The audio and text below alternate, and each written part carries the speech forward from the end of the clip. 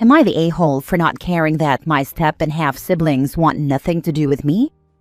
I, 18 male, live with my paternal grandparents, and right now things are tense with my mom, and one reason for that is my paternal side of the family, and my step and half siblings. My dad died when I was about 4, around the same time my mom was getting married. My parents divorced when I was about 1, and I don't think they were on very good terms at the time.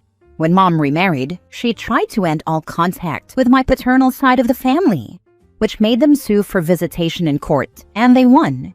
It was more than my mom and her husband agreed with, so they tried to fight it often, and there was always this back and forth to court over me.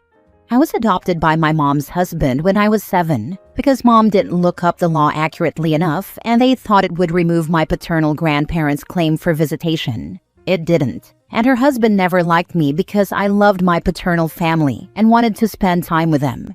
The reason this was a huge deal is because neither my mom nor her husband had extended family between them for one reason or another. And that meant my step-siblings had no extended family, and neither did my half-siblings when they came along. But I had a massive extended family, and I went on vacations, got gifts, was taken places, and overall had grandparents, and cousins and aunts and uncles that none of the other kids had. My paternal family wanted nothing to do with my steps, or halves either, and that was the cause of more arguments than I can count. My mom's husband told me if I wanted him to take the adoption seriously and actually be my dad, I would fight for his kids to be included. When I didn't, he made his true feelings about me known, and how he saw me as more work than I was worth. My step and half siblings were resentful for what I had, and jealous of it too. There was always some fight when I had a school play or a football game, and I had my extended family show up. Same thing for any grandparents' day event we had in school. I had grandparents, they didn't. My grandparents showed for me and not for them. The resentment and anger got worse as I got older, and my mom told me that if I didn't fix things, I'd need to leave once I turned 18. Because it wasn't fair for me to live there as an adult and not share the family with them. So I moved out on my 18th birthday. My mom hadn't expected it, and it pissed the steps and halves off. Things with my mom got even worse when I asked my grandparents to adopt me. Before that, we looked into reversing the step-parent adoption, but that was not something I could do. Mom told me it was so disrespectful to say F off to the man who raised me. She didn't even care that she's not legally my mom anymore. All she cared about was her husband's name is no longer on my birth certificate.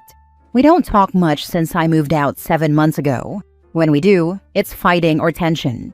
Now my mom's mad because she told me recently none of my step or half siblings want anything to do with me, and I didn't care. She told me I grew up with siblings and should care, and I should be heartbroken that none will talk to me. I told her I have cousins my own age, so it's not like I'll be alone. That only ticked her off more, but it's true.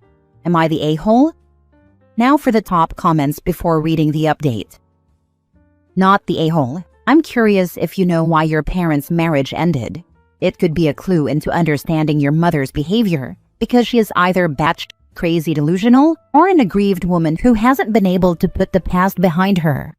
At this point, you are an adult. Stay with your grandparents who are being supportive, and go no contact with anyone bringing drama into your life. I would suggest you get some counseling to help deal with your past. It can help you be a better person, parent, and partner in the future. For years, she used to say my dad cheated on her. I found out that wasn't true, and she'd said that because she wanted me to want nothing to do with his family. The real reason for the divorce I have no idea about. Neither do my paternal family really. They believe it could be about money, but they can't be sure.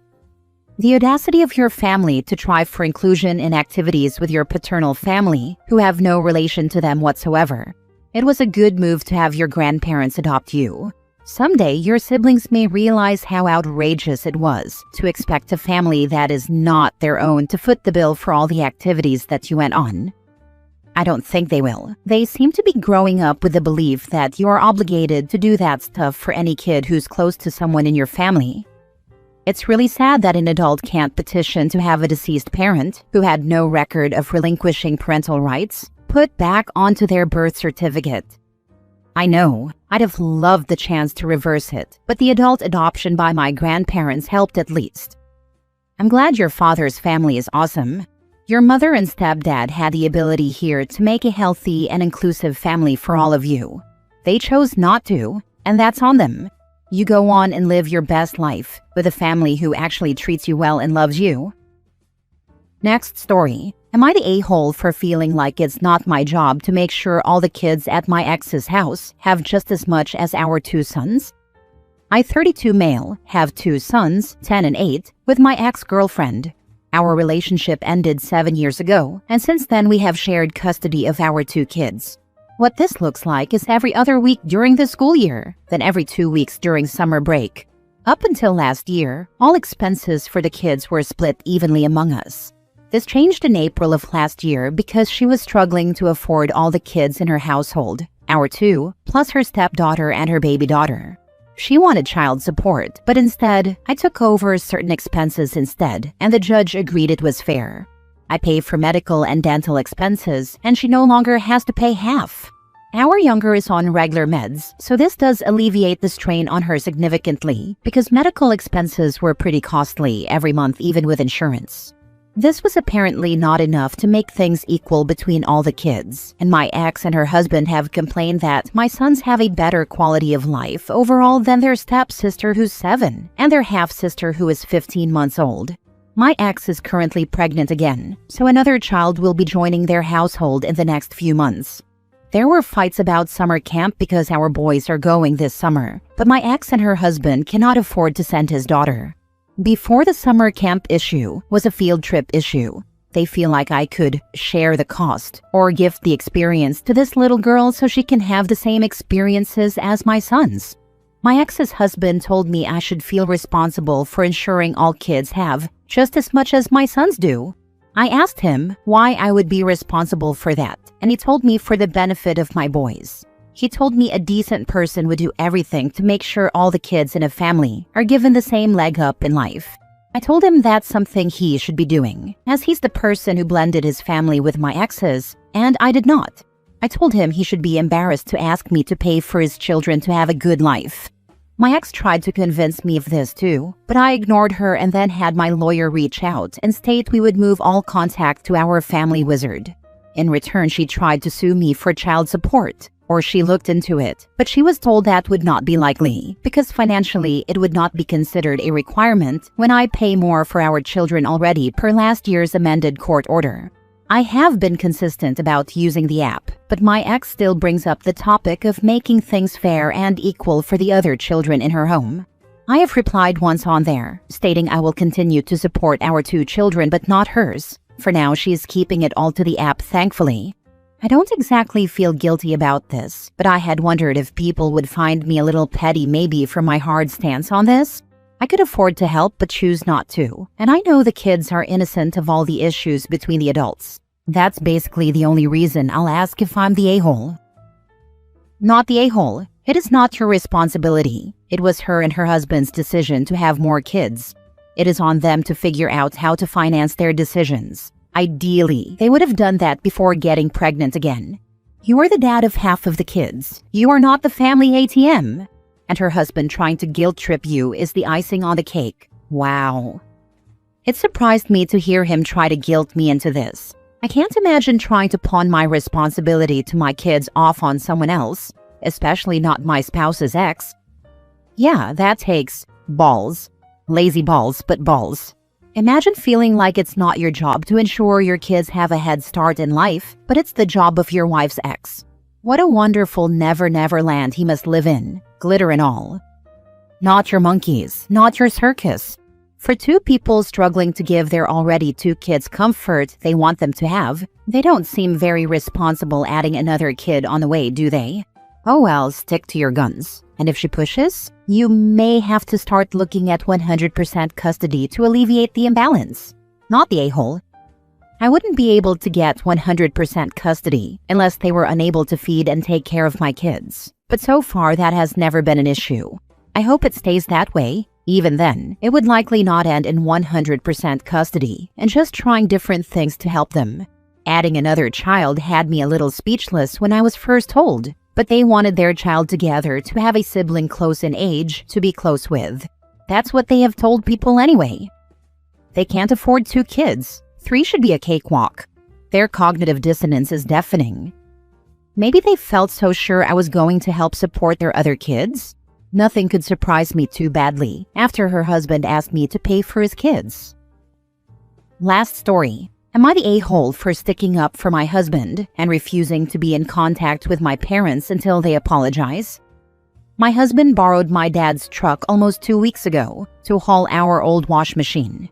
He cleaned the bed and filled with gas when finished. Absolutely zero issues with the truck when he dropped it back off. I'd seen my dad twice within a week after use. Nothing was said about the truck. This Monday, I went over with my son, and he instantly confronted me saying he wanted me to send my husband over.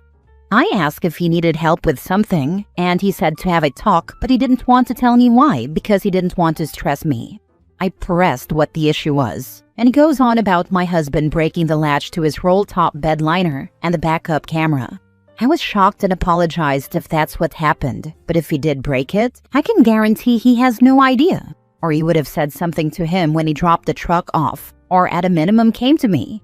He insisted he knew, said it was obvious, all but calling my husband a liar without using the word liar. I still insisted if he had, he must not have known or realized, because he would have said something. I offered to pay for repairs if that was the case. He refused. Just insisted I send my husband over, not tell him why, and let him handle the situation. I got upset and yelled at him at this point that he was trying to treat my husband like a child. If there was an issue, why didn't he call my husband? And he only wants to do this to humiliate him and try to catch him in a lie, which isn't the case. I pointed out he wouldn't do this to my sister's husbands. Anyways, he was upset I stood up for my husband and I left shortly after. I discussed the situation with my husband and he said yes. The backup camera was not working when he got in the truck, but assumed my dad knew because it said service needed on the screen. As far as this latch, he has no idea what he's talking about, and said that when he put the liner top back down it was on fine. But admitted he never latched anything, so he would have no idea if that was broke or not. But the way my dad describes the damage, there was no way he did that, because when he dropped the truck off, it did not look the way he's claiming. My husband attempted to talk to my dad in person, and my dad just yelled at him, telling him he was bullshitting him, and he knows what he did, and he damaged the truck. My husband insisted, and my dad went as far as saying, "I took pictures of the damage. I know you did it." My dad refused to hear my husband out. My husband at that point was not going to argue with him and left. My dad never showed him the damage or these pictures of the damage, just described and yelled at my husband that he's a liar and knows what he did. My husband is taking it better than me. My husband is adamant he did not do anything to my dad's truck and is confused why a week went by and anything could have happened in that week before he noticed it. I'm furious that he's just jumping to the conclusion that my husband damaged the truck and he tried to keep it a secret. What benefit would he have to do that? I'm furious with the way my dad is handling the situation and the way he treated my husband in this and how he expected me to just be okay sending my husband over blindly, especially when he didn't do anything. This isn't the first time my dad has treated my husband this way, but it's the first time I've put my foot down and told my dad it wasn't okay what he was doing. My mom has tried to text small talk to me, but I don't have much to say. I had to drop off an item today and took it in, and when asked if I wanted to sit for a bit, I said no, I'm okay, and walked out. I don't want to yell, and I knew right now we're going to end up arguing about it. Until my dad apologizes for the way he's acting, I don't have anything to say to him. I know my mom isn't the one who said anything, but she excuses his behavior and I can almost guarantee she's on the page my husband is lying, because that's just the way she is. They've never been that fond of my husband. I've chosen to go minimal contact for the time being. Am I the a-hole for refusing to have contact with them right now due to the situation? I feel bad because it's my parents, but I'm tired of them acting this way and I'm furious about the situation and how my dad's handling it. Now for the comments. This sounds very fishy. I'm thinking maybe your dad knew it was already broken and was using the opportunity to get at your husband to make him feel bad. I don't know. Has he had negative opinions towards your husband in the past? Opie said her dad wouldn't do it to her sister's husband, so you know her husband isn't the favorite son-in-law. He's definitely not. He even has a shirt with my sister's husband's face on it that says, favorite son-in-law. I wish I was joking about that. Would he normally lend your husband stuff? Or did he do it because he knew it was already broken and wanted to blame him? In the past few years, he's lent things off and on, a tool here or there. My husband has borrowed the truck before to do a similar run when we remodeled our kids' bathroom, so he's familiar with the truck. We hadn't borrowed it for months, and the few times we have it for an hour or two, and it's driven maybe 10 miles total. We've never had any issues, so this accusation came out of nowhere, especially given it has been over a week since it was used, and I had seen him twice since it had been used and nothing had been brought up.